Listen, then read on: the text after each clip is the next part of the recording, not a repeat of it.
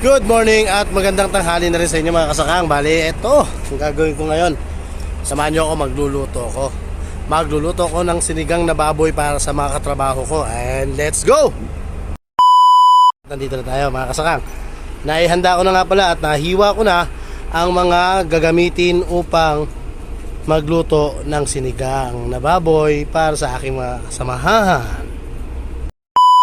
Yun, nagpalingas na ako ng kahoy at syempre sinalang ko na ang kasirola na may lamang baboy at may tubig yan. Syempre hindi makukulo yan pag walang tubig.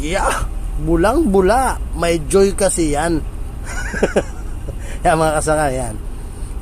Linalaga ko yung baboy at syempre yan ang mga sangkap niya: kangkong, gabi at talong, labanos, kamatis, sili, sibuyas at yung mga pampalasa niya. Yan mga kasakang. At syempre habang inaantay nating maluto ang aming lutuin na ulam para sa ngayong tanghalian, ang oras ngayon ay 10:20.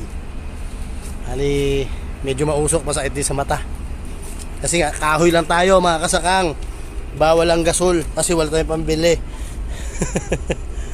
Bagamat napakainit dito sa aking pwesto at dito sa aking linulutuan talaga, ay naku naman, ay tiis lang kasi maluto to. Busog na naman ang tami ni kasakang.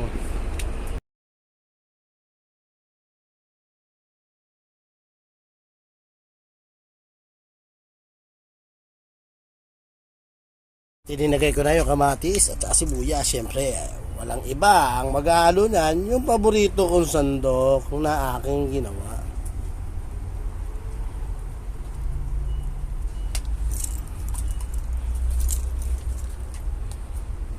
Hindi ordinaryong sandok yan, made from Zamboanga.